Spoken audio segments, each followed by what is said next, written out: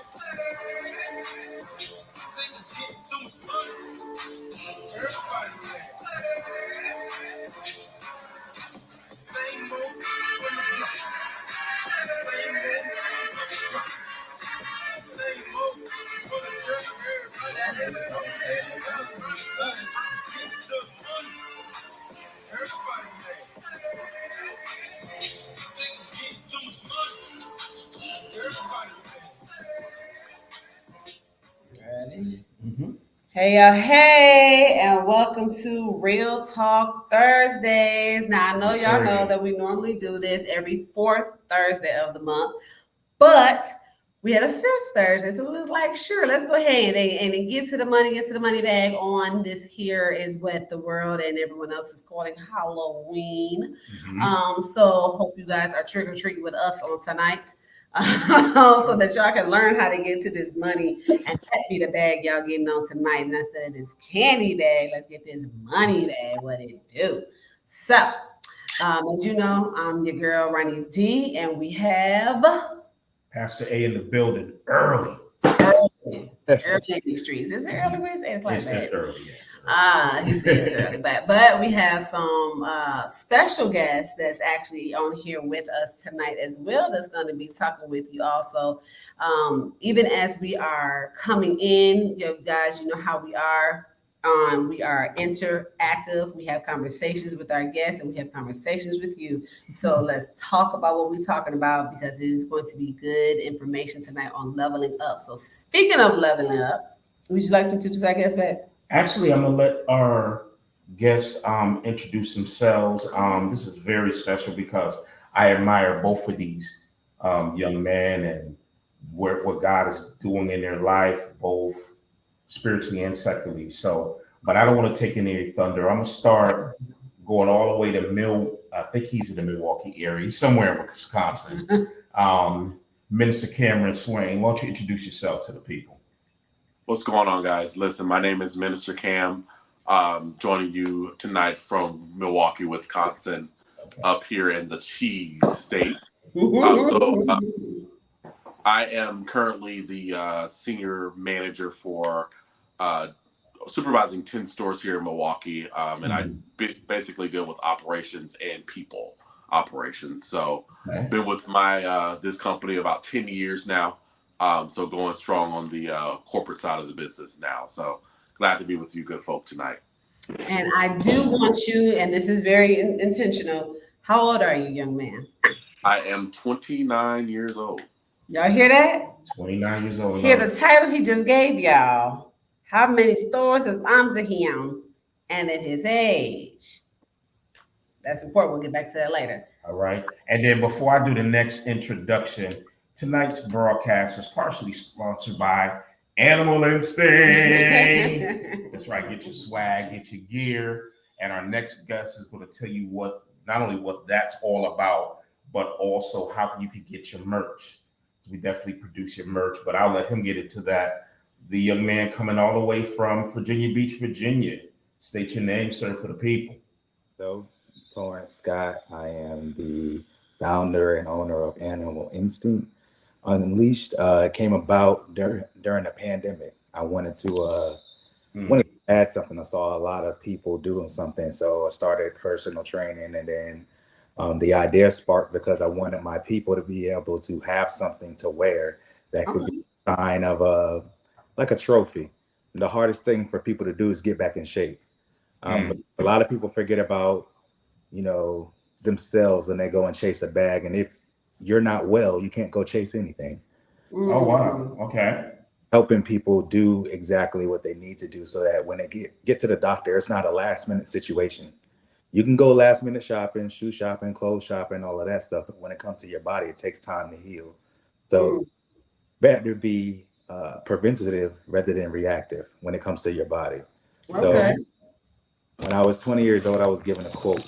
Didn't know why at the time. I thought it was going to be for, dealing with coffee. At the time, I was doing network marketing. So it is the true you is unlocked in your subconscious. Only you have the key. Should you choose to unlock it, there is your relationship with God and your true destiny. So my hashtag is unlock the true you. Everything you are, everything your essence is inside of you. So you have to unlock it.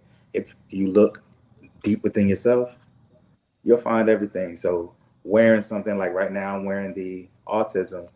It is, there are special people out there that need to wear it as a badge of honor.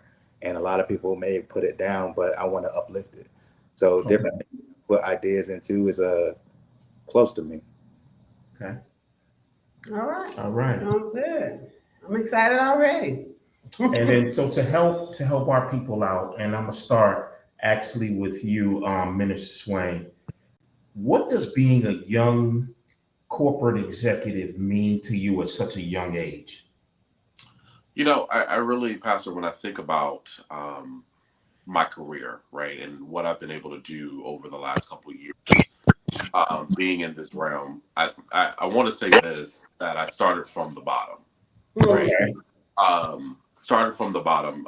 My first job back in the day was pushing carts at a meat and produce store, believe it or not, in Orlando, Florida. And I worked my way up and had people tell me that I would never get to a leadership level, never get to where I am now. And now I oversee 3,000 associates in 10 different Walmart stores running a $500 million business. So when I think about where I'm at 29, right? It gives me great honor and I'm humbled by it because let's be honest about it, right?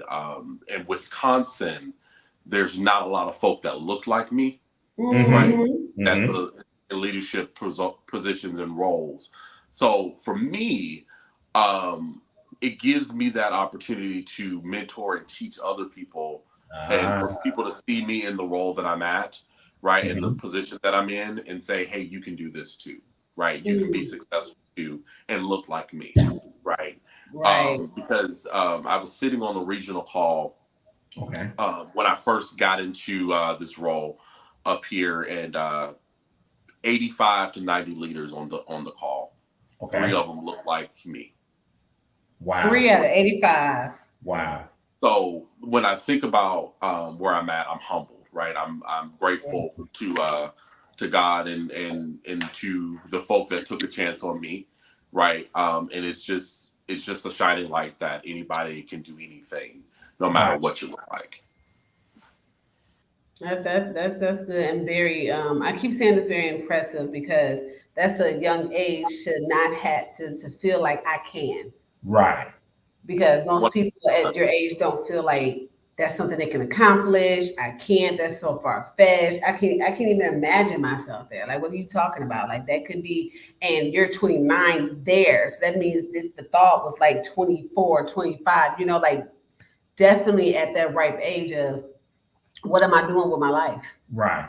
And Right. you were walking in the, I know what I want to do with my life. Mhm. And even if you wasn't like, because I don't know if that's a question you have coming up, like, did you know when you were pushing the cart and they were saying you wasn't going to, and then you leveled up to the next place and leveled up to the next place? Was that the game plan that you was walking out, or was it just like you was finding out each step of the way what if this is really what she wanted to do?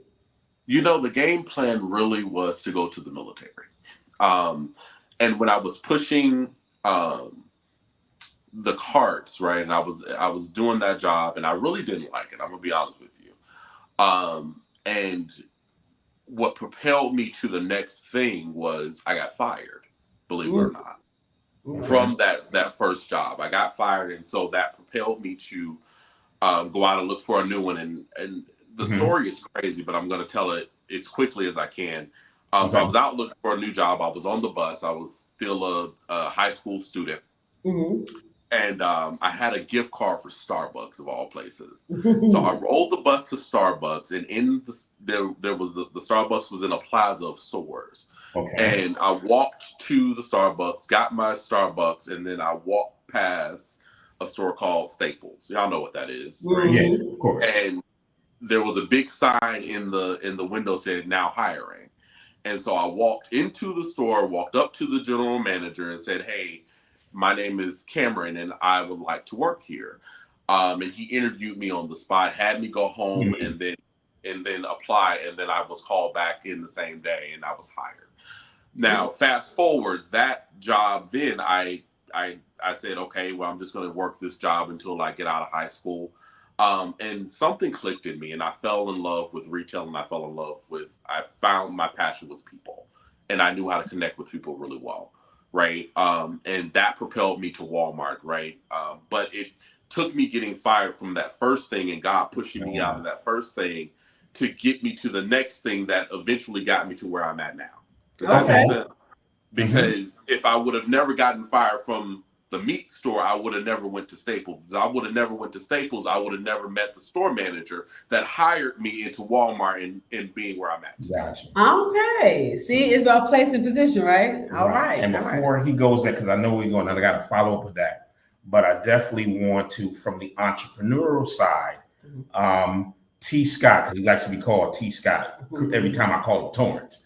What does a young entrepreneur mean to you as being a young owner at such a young age? Like, what is that? Speak to us. And I also want you to speak to your age. I'm doing this on purpose because people, they're like, no, they're the age that you are right now, that you can do this if you just dream and listen to what they're saying tonight. This can be you too at this age. And so I'm being specific and intentional by asking you to tell your age.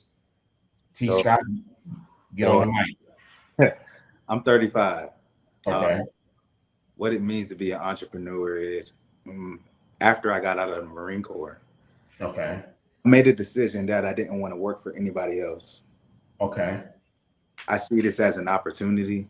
I've never given up the idea that I will be a multimillionaire. That is something that I look forward to, and I see it happening, and I walk in it each and every day because it starts with the mind first. Okay. Once I got that out of the way, I had to learn how to build something that I've never done before. Every graphic that you see, every color you see up here, I blended personally on my iPad. Nobody taught me how to do it. I sat there for hours to figure it out because I asked people to help me and they didn't help me. And like, it was a lot of, he's doing something that nobody's ever done before. I took my logo and placed it inside of these puzzle pieces.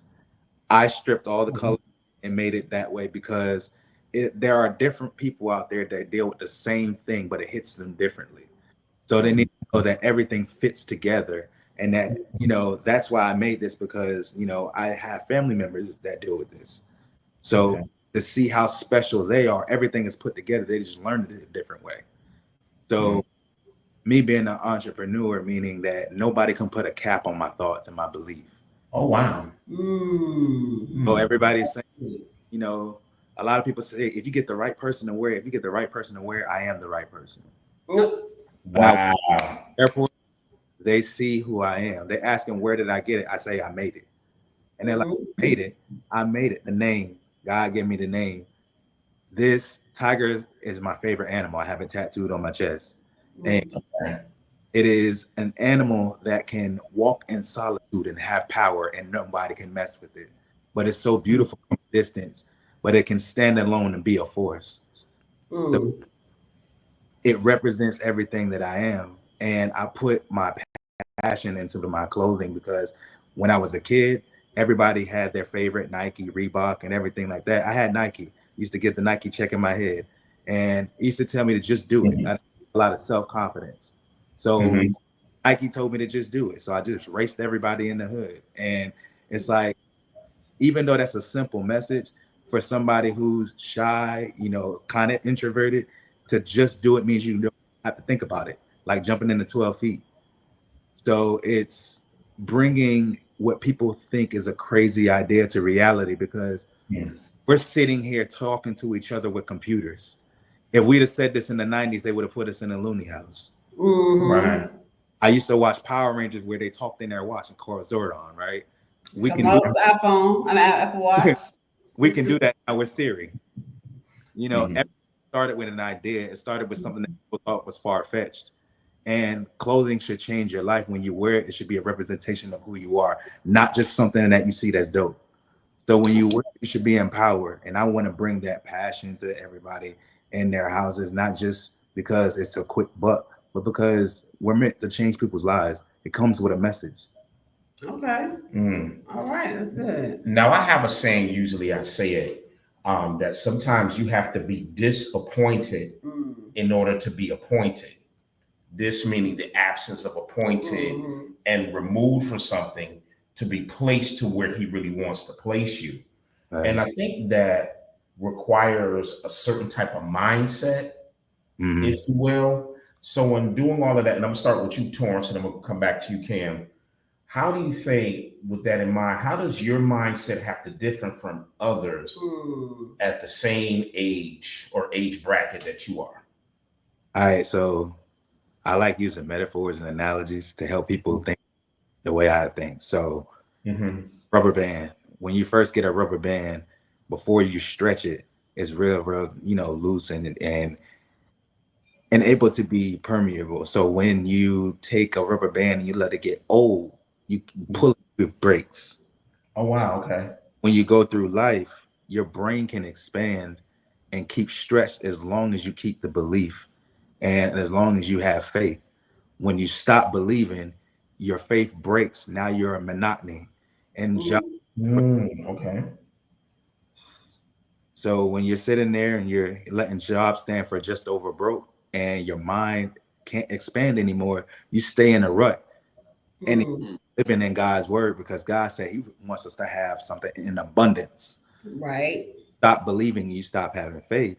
You know, that's when you don't live in abundance. So what keeps my mind going, what keeps me focused at his promise and his word and having faith, according to 23:24, we're able to have these things if we say it and believe it.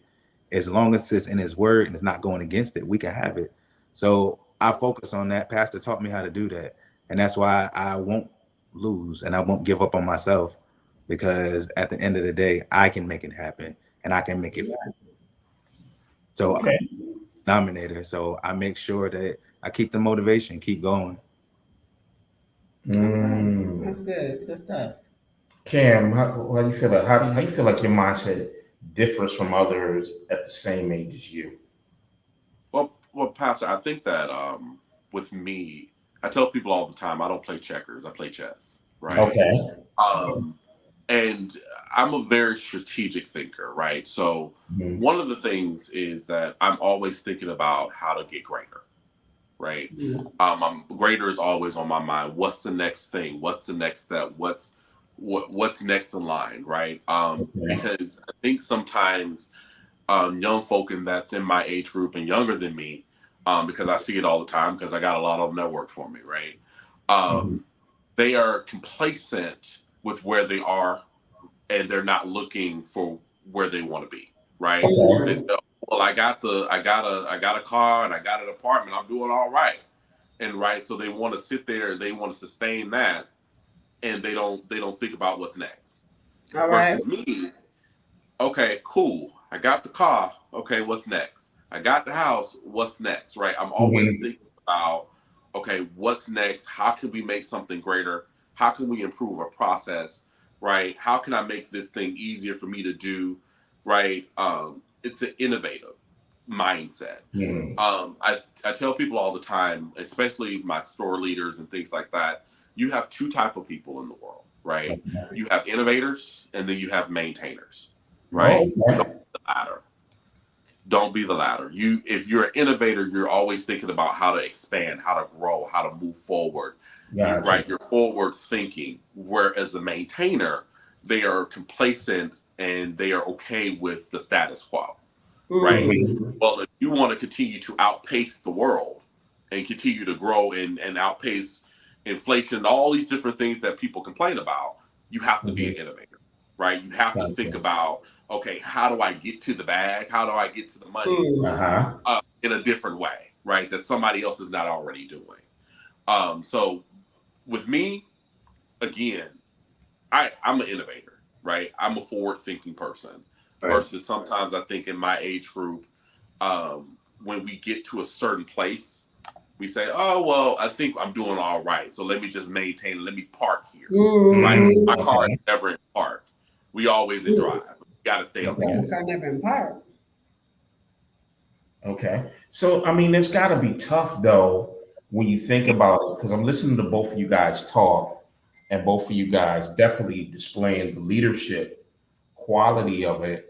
But sometimes, some of our greatest hindrances is our inner circle, and the people around you. So, what do you do? And either one of you guys could tackle this when your inner circle or family, I'll just say it very bluntly, your family members are those close to you happen to be a maintainer when you're an innovator. Like, how do you deal with that when your inner circle is not keeping up? Right. Because Well, is it I a think that hindrance? Is it a block? He's about to answer. I think that you change your circle, Pastor. That Okay. you change your circle, right? And understand this. I learned this a long time ago.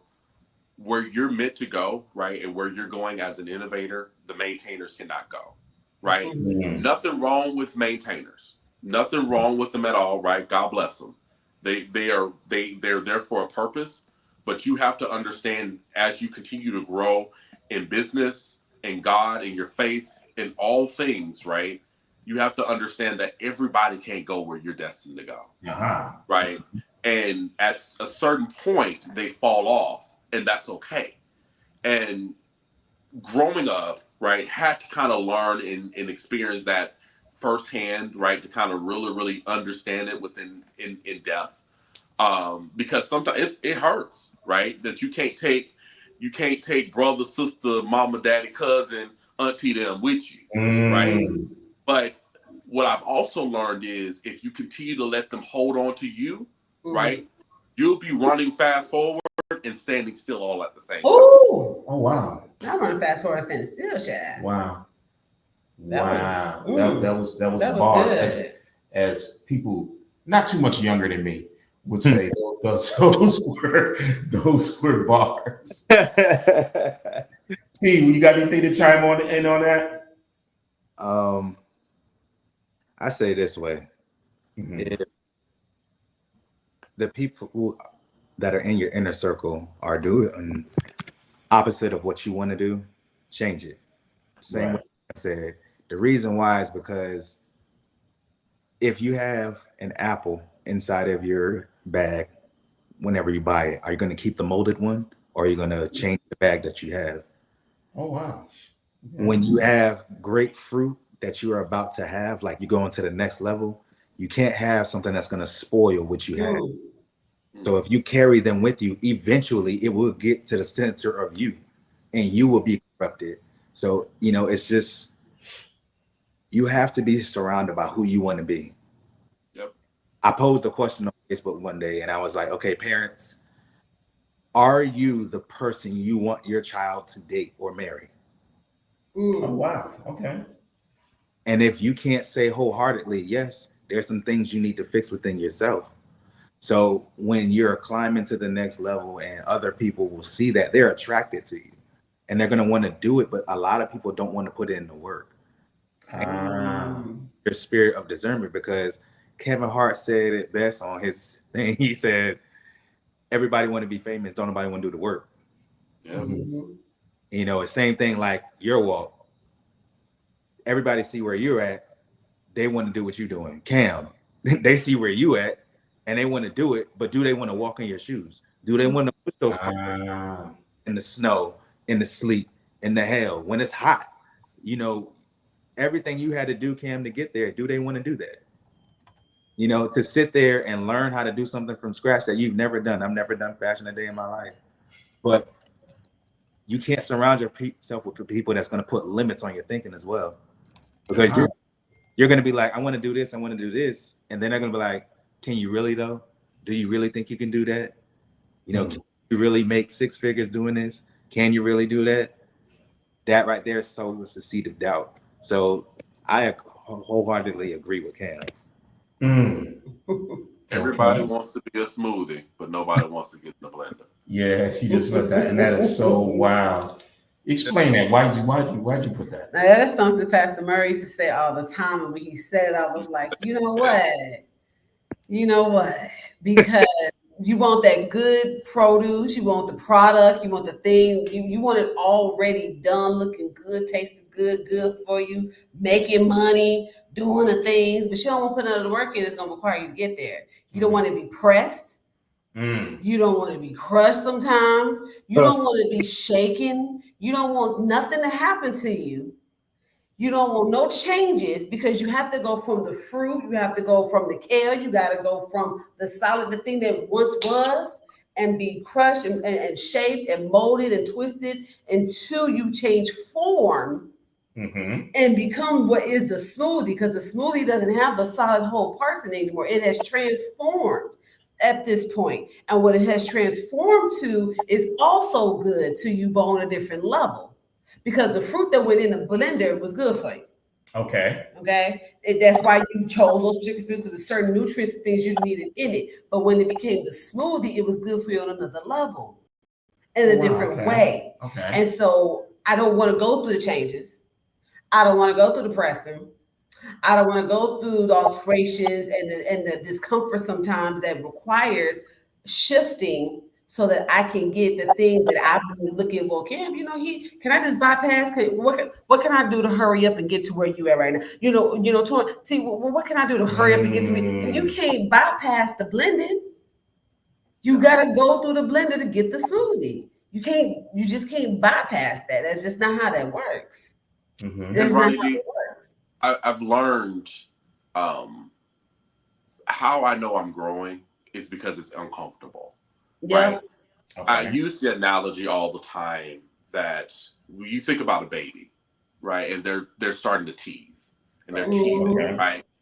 Are they all happy-go-lucky, or are they whiny?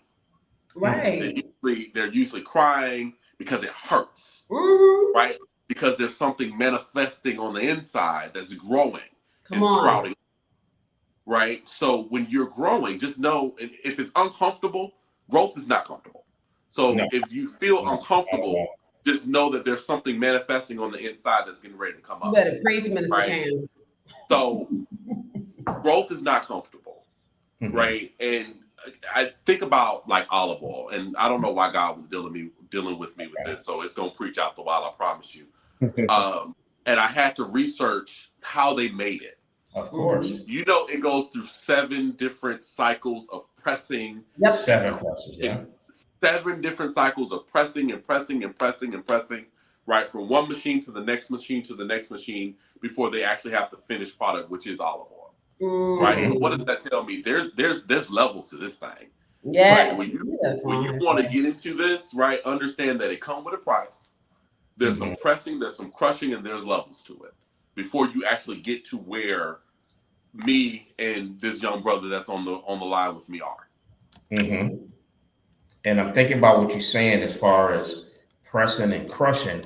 And see, now you're going to dig into my teaching moment. I promise. I was trying not to say much, but during those 7 presses, each time there's a little bit of oil collected each time. And then they collect that portion of it. You go to the machine and collecting. So I'm saying, even in your pressing, do not knock at what you're actually being collected from at each phase. Come on. You're picking up something. You're picking up something. It's not all about and the thing about it is, it's not always about the finished thing. I'm sure as entrepreneurs and young execs, each crushing, you collected something that was going to be deposited into a greater whole, which is eventually that olive oil. Which is eventually that. I promise. I was trying not to say that. So sorry. Think about it. So, go ahead, T. Oh no, I was about to say. I think about it like this: like it's like working out. Mm-hmm. Your first working out, like 135 is hard. Mm-hmm. Lifting it a while, 135 feels like 5 pounds, and you move up further and further and further. And each time you don't realize what you look like. You have to look in the mirror. See, I challenge all my clients to, from Friday to Friday, go 12 weeks and then look at week 1. You see yourself every single day. So when you see yourself every day, you won't see the small minor improvements. Okay. With our people, we lose inches before we lose pounds. And then we think sometimes when the weight gained is bad, but muscle weighs more than fat. You're actually helping us out because I'm gonna share you something. So when you trim the fat and you get the muscle, it may feel like you weigh more, but you're stronger. You move better, and you get through what you need. Having muscle is not always something that's going to be light. And the responsibility of doing what you do, like eating right, drinking water, not consuming sugars. Sugars, 1% of the body, it takes. So when you take what you don't need and you push it out your body, you can perform better. Same thing with life. When you're getting pressed with the oil, when you're working out and you're pushing, you breathe right, you can get better. And when you're collected, when you're all together, the finished product are things like when people have the muscle competitions. Those are finished products. Olive oil, when you have it, when you're cooking that chicken, when you're hearing that sizzling and that fish fry, you hear that finished product coming. That food smells good. When it's fresh, you know that fresh piece of chicken is the greatest thing ever because the juice is still in it when you taste it. So one thing is a step for the next thing. So that olive oil is going to make some good food for people. And that was an encouragement. I'll be honest, in a moment of transparency for me and Dr. Ronnie, because we were like, this is our second week back at the gym. And we were like, yo, why I don't see like I'm doing a diet, I'm doing a water thing. And not diet, but food, lifestyle change, excuse me. And I don't see no change, but I'm in the gym 4 times a week. Let me give you a gem real quick. Okay. When you first put a seed in the ground, do you see it growing? Come on. Let's talk about it. It goes down first. People always are looking for the upward progress when your roots got to go down further. You better talk about it. Oh, wow. So when you're working out, your body has to get used to it on the inside first. So that when I come up, you can see the progress because you breathe out 98% of your fat. So when you're breathing out stuff, you're working. Something happened. We lost him for a second. But I think I got what he was saying, as far as, going down and developing roots before you see the fruit. And I want to start with you because I believe he's probably coming back. Cam, to get where you were and where you are, and you're still going. Oh, we see you. You there? Hello? Yeah, we hear you. There you go. See, you were talking about the planning and going down the roots. Can you hear me? Yes, Yeah, we can hear you now. I can't hear you. You may try jumping off and coming back in, and then we'll go to Cam. There you go. All right. While he's doing that, Cam, it seems like, and I'm listening to you, I'm impressed by what God is doing in your life. Mm-hmm. And it seems like, there's definitely more to go. But let me ask you this question this way. Were there any mentors or role models that you followed while you were on your journey?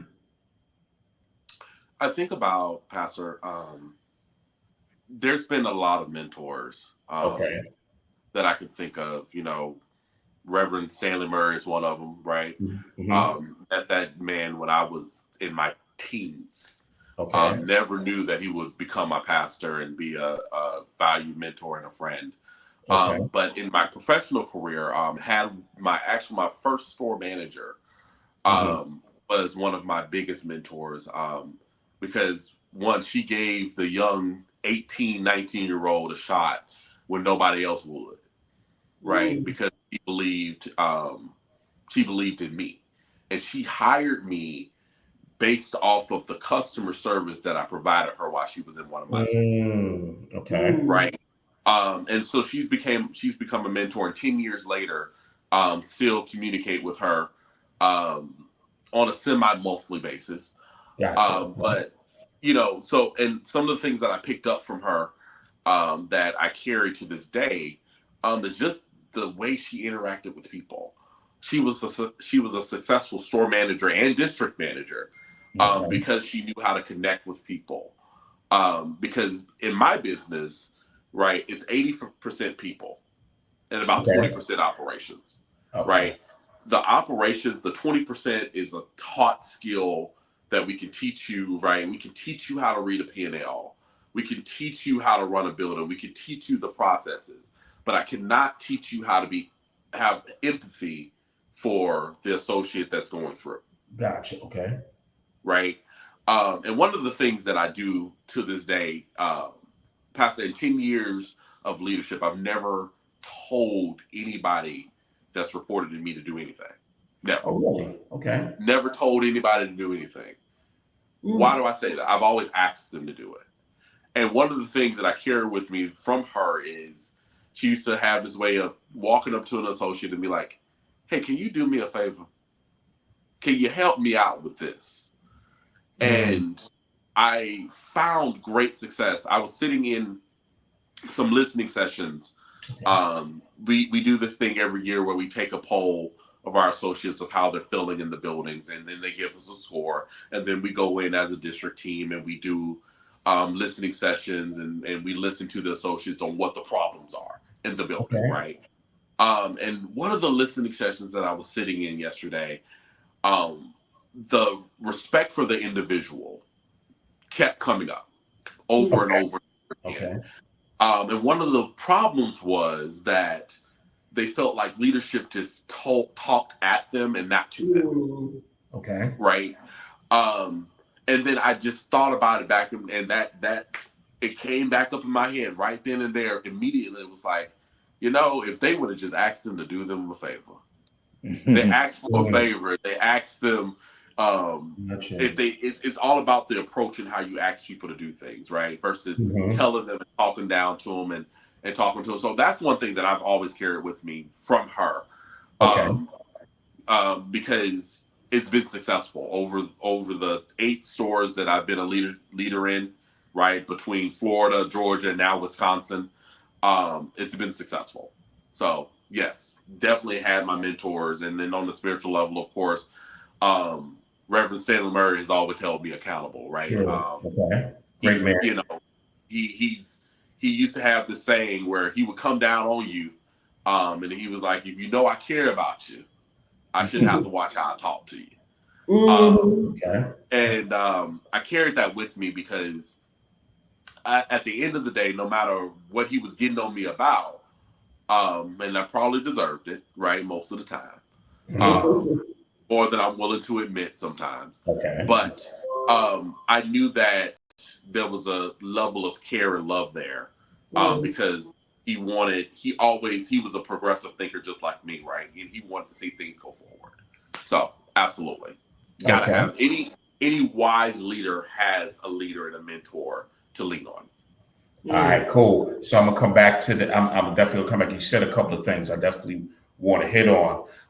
T. Same Yes, sir. question. I know you were out, but the question is: were there any along your journey? Were there any mentors or role models that you followed, and what did you pick up? It's a three part, and do you still use it today? Mm. Yeah, I've had mentors. I would say my first mentor was you. Oh, really? The way you approached the word when you spoke, how you articulated the examples. I like your presence and your suits. It showed me how to look your best. And when you look your best, you're going to do your best. Mm-hmm. And I watched how a lot of places you went, you wore suits, even for your work, your job, everything. Mm-hmm. And it was a certain demeanor that came Mm-hmm. with it. It was like if you look in the 1960s and 50s and even in the 70s, they wore suits a lot. Yeah. And, even the gangsters wore suits out of respect. And, just to, you made me learn how to dress up good. Mm-hmm. And I carry that even in school. I had days where I just wore suits for a whole week, didn't even walk, any shoes, nothing like that. Somebody Mm-hmm. had blessed me with some suits in high school. I wore all of them for like a week and a half. I had enough to wear for a week and a half. And I just did it because honestly, it made me feel closer to you because of how you showed me, So then I had my track coach Okay. taught me how to run, made things make sense, made it fun. A lot of people see running as a chore, but for those few seconds that I'm going as fast as I can, like I'm flying, feels like I can take off and I'm free. And he showed me how to believe in myself, and my speed. I Mm-hmm. honestly didn't know I was as fast as I was. And Mm-hmm. in that belief, I carried that with me. He said, never go into a meet thinking that you lost because you've already lost. Oh, wow. Okay. Change the way you think and you'll start winning races. And Mm-hmm. I had a lot of hair. I had a big fro back then. So all you saw was the short man with a fro just bouncing up and down, just flying down the track Mm-hmm. because of the belief he had in me. And I took that until I believed in myself.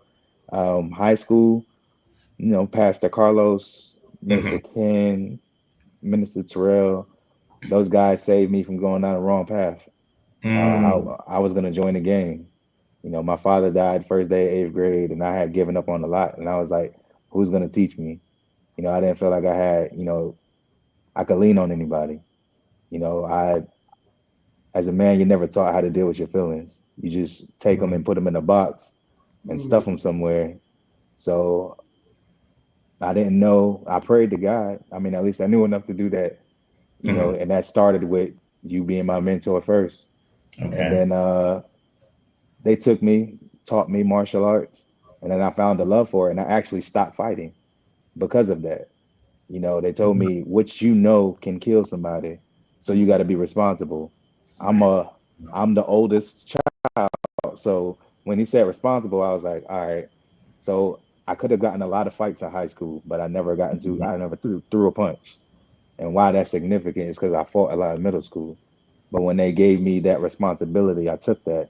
Oh, wow. Uh, in the Marine Corps, I had somebody teach me how to be a leader effectively because I was a 19-year-old man, Mm-hmm. young man, in charge of thousands of Marines.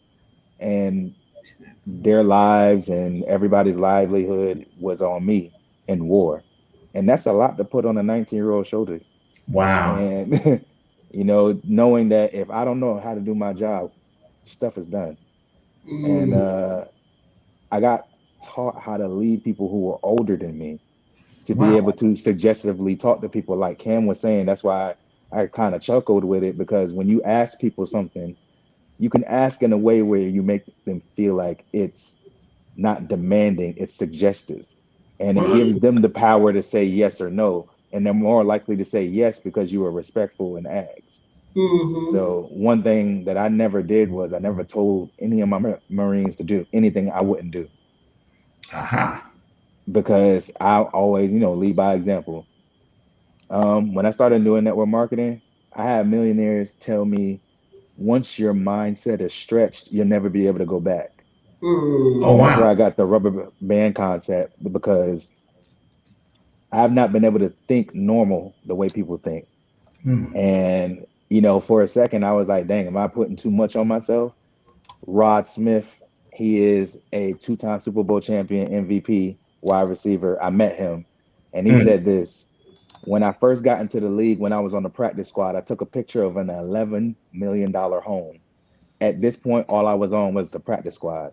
He said, when I finally got my chance, I built the house. I forgot all about that picture, but I studied it so much that he built the house exactly the way that picture was. Oh He wow. found it when he was moving, and he was like, wow. And he wowed himself. And it's because he studied it and his mind never went back. He was always that, two-time Super Bowl champion. He was just on the practice squad and he had to get there. So then I move on to right now. I got Pastor JL, Mm-hmm. I got Pastor G, I Mm-hmm. had Bishop Kim Brown, I Mm-hmm. had Pastor LJ. These people taught me that where I come from doesn't have to be where I'm going. Amen. Mm. Bishop Brown will tell you in 5 seconds. He's from Portsmouth, Virginia. He's from the hood. And I Mm-hmm. actually lived on his street for a while. And he said now he's in a big house in the country. You got Pastor JL. We all, don't know his story, but he is a person that came from the penitentiary to where he is now, leading churches and locations. Yeah. Mm-hmm. So people who look like me, who went down similar paths or anything like that, has become great. And God is no respecter of person. So Mm-hmm. having these people in my life, and everything they have taught me, I have used and I've modified it for my life, because the way they used it fits their life. And the way I had to use it for me, it has me in a different mindset right now, because things that, including you, have taught me way back then, it comes up in my life now. And I have the tool to be able to grab in my bag. Mm-hmm. There was one time, Pastor Carlos, I was in the Marine Corps. I called him and I was so frustrated with the Marine Corps. I had the conversation by myself. With everything that he had taught me, all the answers was coming up every time I said the question. And he was like, you didn't need to call me. You just needed to talk about it out loud. Mm-hmm. And that's when I learned, hey, it's not crazy to say it out loud, because you have to hear it sometimes to see, Mm-hmm. do you feel that way? So I'm grateful to you and everybody along the way that has taught me how to be who I am today, because it's a conglomerate of everything that, pieces of everybody is inside. Mm-hmm. So it sounds like mentors are, both of you have identified how mentors have, you gleaned from them, they put you in Mm-hmm. position, you respect their role in Mhm. helping you define, Mm-hmm. fine tune and define who you are. And then with that being said, you're able to respect how that is continuing to impact you. Right. Mm-hmm. Yeah. And I just want to say something, because you guys are both inspired something. The stuff that I taught you, I know, it's my nephew. I actually got it from my mentor, Bishop Northley. I still catch myself um, doing and saying stuff that he says subconsciously. And he gave me three things that, as long as I followed it, I was Mhm. successful in life. But then when I got away from it, I veered off. And he said, I'm gonna give you three things that's not only gonna make you a successful minister, but gonna make you a successful man. He said, know the Lord, know the word, and then live the life. And what I learned by him, I put on suits because of him, because, coming from, when I lived in Waterbury, Connecticut, one of the filthiest places on the planet, no disrespect to anyone that's there, but he taught me how to conduct myself both inside and outside. And part of that was wearing a suit. And so basically the mentorship that I got from him, I was able to pass down to T.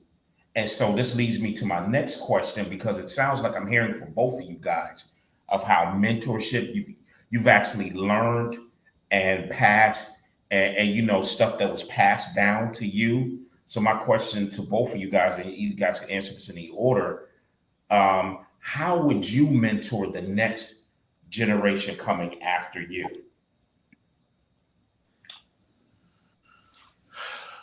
I think about when I think about mentorship, Pastor. I think about I believe that I already do it, and I do it every day. As I'm sitting with associates, right? Because I make it a habit of visiting all of our stores at least once a week. I'm there at all 10 given stores, right? And I sit down with the associates and I stop and I talk to them, right? And they see, again, everybody sees the car and they see this and they see all this stuff and think that, oh, well, you just got it all. And my question is to them, well, you can have it too, but how bad do you want it? Ooh. Right? What do you? My brother said, he made the comment about Nike earlier. It was just do it. Like, you just got to get in this thing and do it. So when it comes to mentorship with me, I have several mentees throughout our stores that I mentor, and I've taken them on because these are younger men, right? And it's just not even teaching them so much about the business side, but how to be a black man in this type of thing, how to conduct yourself. Does that make sense? Right. So, and I take I want the ones that walk into work and you got your pants around you, you're sagging your pants. I want that guy. Right. Because I want to teach you how to conduct yourself as a man, right, that wants to be in this business space. So I take on those type of young men, right, and teach them how to walk it, how to talk it, right? Because there's a certain talk to this thing. You can't just go and sit in front of regional managers and market directors and all these different folk and not know how to talk the lingo. So you got to talk the talk, right? There's a certain way that you have to dress this thing up. Right. You gotta dress a certain way. And I make it when I'm mentoring my group of folk, I make it a point to tell them that, right, this space wasn't created for you. And I think all of us on this video chat know what I mean by that. Okay. Right? It wasn't created for you, so that you have to work twice as hard to prove that you're just as good as everybody else that's in line. Right. Gotcha. So you gotta when you step, you gotta step and you gotta step hard. Right. Okay. And that's what I teach, right?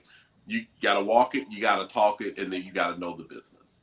And again, the business is the teachable skills that that doesn't take long to teach. Right. We can teach you that. But the first thing is, how do you walk and how do you talk and how do you look like you should be in the room? And once you're in the room, what do you say? Gotcha. All right. Okay. Once you get in the room, right, because there has to be substance so that you can stay in the room, right?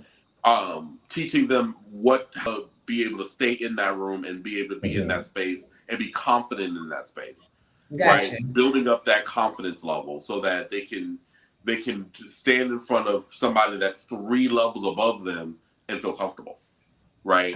How to interview well. Right. What is that interviewing skill? Because I'm a very good interviewer, right? I'm really good at interviewing, right? What does that look like? How do you interview well, right?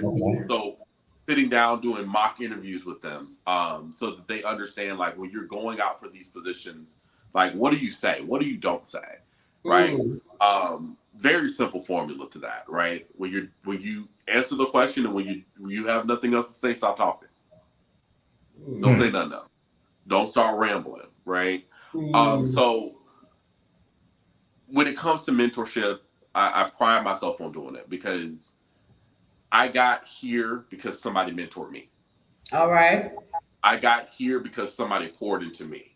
Now, it's my duty and my job, right, to continue to pour into somebody else because I know I have sense enough to know that I'm here, but because God always wants greater for his people, I can't stay here. Right. Successor. You want my next week's lesson, go ahead. Because I know I have sense enough to know, right, as my dad would say, that I can't stay here. I got to make way for the next person that's in line. So you can't gatekeep, right? You can't gatekeep the information, right? When you're talking about these younger folk, because they don't know what they don't know, right? They don't stuff in school. You're not gonna learn it, right? So if I can pour into somebody, the next generation, that's what I'm gonna do, because you have to train up that next generation of leaders so somebody can take your spot when God you to greater. Amen. Right. That's good. That's good. Now, T, how would you mentor the next generation? Same question. Through my experiences is how I teach. Because the best way to be for me and how I learned is through somebody else's experiences. And it taught me what to do, what not to do, what to look for, what certain things bring. And it gave me an edge. Now I can say some things I just still did it and I found out the hard way, but that was me being hard-headed. But experiences teach patience, because this person will say, I went through all of this to get here. And then you don't feel like you have to arrive by a certain time. Because at the end of the day, this is everybody's first time at life. So how do you know you are where you're supposed to be at a certain time if you've never been here before? Right. You have other people you can glean from. There's other journeys. Your journey, I'm from Waterbury, Connecticut. My sisters are from Waterbury, Connecticut, but our journeys are different. Where I'm going to go, they're not going to go. So it doesn't matter if you're from the same person, from the same womb, or anything like that. It is your specific journey. So when you get experiences, they're more like guidelines. They're more like having an outline and you taking bullet points and you can talk about a certain subject. So you can take something, put the bullet point right there, and it gives you the ability to know what the chapter is about. But your chapter will be different. You'll know their chapter, but your chapter will be different. So a lot of people, because you may have grown up similar, can pull from it and be like, you know what, I'm gonna just stay away from it because I don't want to see how it ends. A lot of chapters don't have to end. You can stop it in the middle and restart. It's your life. Wow. That's good. You can push pause, rewind, stop things, and delete it. Delete the behavior so that you don't have to have that same experience. You know, take it further. I'm 35. I would love for somebody who is 20 to be further than where I am. You know, I love that my brother right here is killing it. You got to be able to see other people win so that you can win. Samuel L. Jackson didn't start acting until he was in his 40s. So did Vera Wayne. All these people did it later in life, but it's when they were supposed to do it because their experiences made them shoot up quick. You could be going through something like this, and it seemed like you're going through so much, and then one night you wake up, all your dreams come true. Right. But it's not overnight for you because you went through this process. And you had to endure. You had to have long suffering. Like, people can look at Cam, people can look at you, people can look at you, honestly, and be like, dang, they just got it. That's overnight. I saw them yesterday, but they don't know the years and the years of beating down and weathering and fire and forging and pressing and just everything you had to go through, the deaths, you know, the near-death experiences, everything you went through all the spiritual battles. It's not even the battle that you see, it's the battle you don't see that gets people. Wow. So I just take everything little by little. All experiences are trophies, things I can pick up and be like, I've been through that. I've been through that. Oh, I got first place in this. Because in your life, you're the only competitor. You're not competing with anybody else. That's the part. So all your trophies are first place trophies. No, you said a lot. Yeah, you did. You said a lot. Both powerful. This was a good, a good conversation tonight. I think it was important because we are in the fourth quarter, of the year. Yeah. We are wrapping up, and people are thinking, "Oh, it's over with. Oh, it's done. Oh, I want to be further along than I am right now. I guess I'm have to like fold it in." I get and I'm saying that like they look at it like how people see the end of a year coming, but some people think that like, oh, I didn't get where I needed to get by 25, so I don't know if I can do it. Or, hey, I got all this time in the world eventually. Or, hey, I didn't make it to this point, I didn't make it to that point, and they're just like not looking at things, I think, hopeful, realistically, with faith, because you both have spoken about how faith is important and has been important in this journey with you all. I wish we had more time to kind of talk about that, but and I just first, I would like to, applaud and thank God for your following of His leading you and guiding you and using your moments to make something out of it. You know what I'm saying? You use the olives to make oil, and so and it's benefiting because you now have the responsibility of not only carrying that mantle but passing it down so the next person can come up, right? Because like you said, can't be paying it forward. I'm doing this for the next person. I got to get out the way so they can get in the way. Wow. You know what I'm saying?